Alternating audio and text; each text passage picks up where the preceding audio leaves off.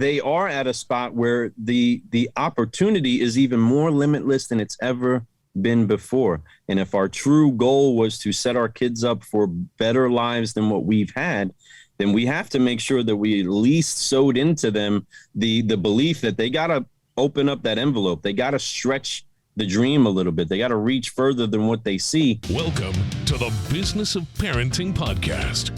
Tune in as we discuss the principles of successful parenting as a business professional. Here's your host, Jason Harris. To dream or not to dream? Like, I love this, right? Here's the question. Well, because, look, our kids, and I'm thinking of my kids at their age, right? Like, it's so important to encourage them to dream and to dream big. But then at the same time, I must be realistic in saying, like, if that is what you want to do, this is what you're going to need to do to get there, right? So it's like, it's a fine balance. You don't just want to let your kids dream. You also want to let them know what it takes to fulfill that dream. And you've got a perfect example of this. Oh my goodness. There's so much in the different layers from my oldest son to my youngest son. One thing that was broken off of me very easily was the whole adopting that the education system is the best way for us to find our way in life. I gotta say that as a young man, I was way more of a dreamer than a person that was, knowing, lock in step which way I wanted to go and do things in life. I wanted to be an artist, more of a musician or of a producer in that realm. And then kids showed up, and then it's get a job and something that your children can be proud of you of.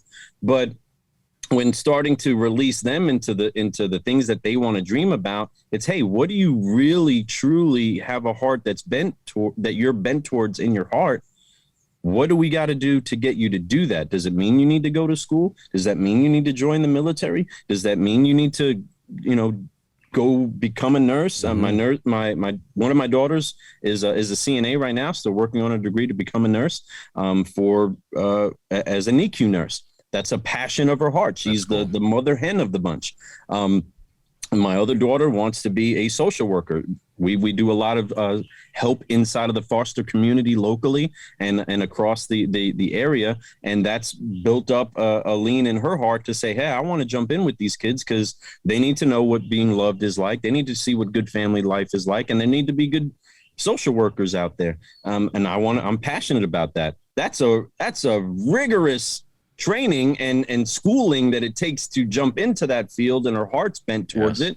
Not saying that she's the greatest of students. That's not her strong suit. She probably got that from her daddy on the colleging side of it. But she understands this is a gateway she's got to get to a dream that she has to take care of these young people.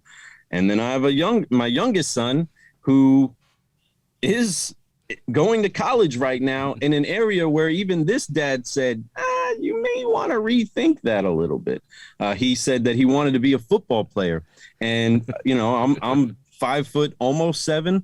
And, never been a big person. If anything, I've always was a little Lou, right? And I tried to tell my son, he said, I'm going to be in football and I'm going to be a running back. And I'm going to do these things. And I was like, man, son, if there's one thing your dad didn't give you, it's size. Okay. You're not going to be very tall. We might have big feet and big hands, but that's about as far as it goes. Big hearts too. Right. Yes. But he then said, okay, well, what do I have to do to get this to become real? And I said, I mean, you would really have to pack on mass. You would have to pack on muscle strength. You would have to increase your speed. So we took him to the right trainer, who then was a CrossFit trainer, also owns a couple gyms, great friends of ours.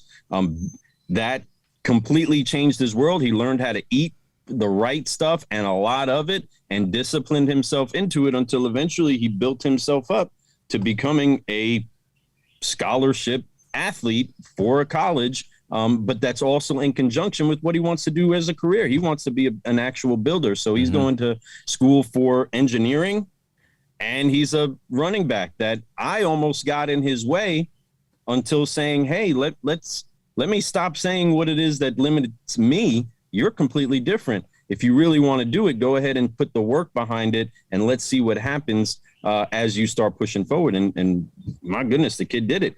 My oldest son wanted to see the world. He wanted to see the whole world. And he figured out how to do that, didn't he?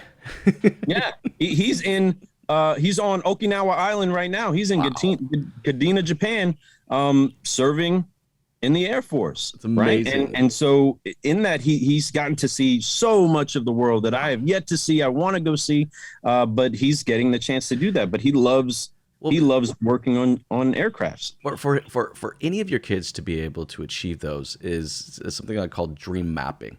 All right. I think for us as parents, it is, we don't do it intentionally. We don't, but we're also byproducts of our parenting that we received, and, I'm not going to say that, it could be a generational thing. All right. Dreaming big definitely, was probably not a part of certain generations. So I think it kind of just depends on how your parents were parented and how your parents' parents were parented.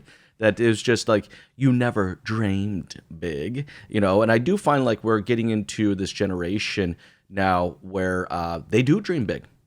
They all dream big. And they're kind of encouraged. They're in an environment where, they can access the entire world. All right. So they're dreaming big. But what I find is that we allow that, and which is great. It's amazing stuff. But I think as parents and the business of parenting, this is me kind of putting my, my manager hat on, is it's like, okay, let's map that out.